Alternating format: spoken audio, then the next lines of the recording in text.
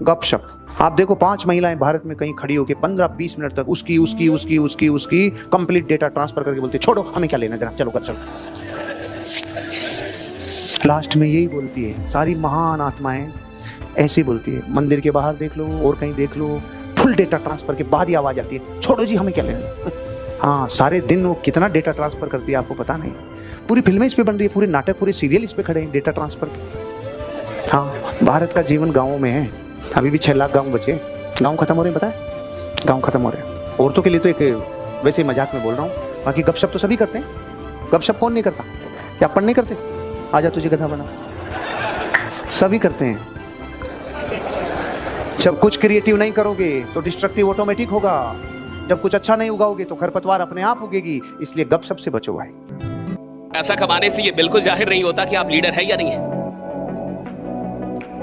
क्योंकि यहां कोई भी पैसा कमा सकता है साहब। जो कुछ करे वो भी कमाता है और जो ना करे वो भी कमाते रहे।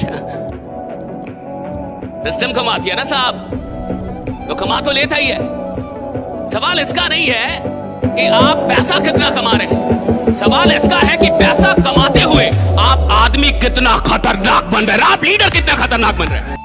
वेट लॉस के जितने भी प्रोग्राम होते हैं आप सुनकर हैरान हो जाएंगे। जी हाँ, वेट लॉस के जितने भी प्रोग्राम होते हैं उसमें लोगों को अक्सर यही एडवाइस दी जाती है कि वो अपने दोस्तों और परिवार वालों को ये अनाउंस कर दें कि वो इतने समय में इतना वेट लॉस करने वाले हैं। क्योंकि जब भी हम अपने गोल्स दूसरों के सामने बता देते हैं तो फिर हमारी आन बान और शान का सवाल खड़ा हो जाता है, और साथ ही साथ दूसरे लोग बार बार आपसे पूछते हैं क्या आपने जो कहा था उसका क्या हुआ। ज़िग ज़िगलर अपनी best seller book see you at the top लिख रहे थे, तो उन्होंने अपना वजन 202 पाउंड से 165 पाउंड करने का फैसला किया और अपनी किताब में लिख दिया कि मेरा वजन 165 पाउंड है। बुक को 10 महीने के बाद प्रिंट में जाना था, 25,000 कॉपीज प्रिंट होनी थी, यानी उन्होंने 25,000 लोगों के सामने अपनी गुडविल स्टेज पर लगा दी।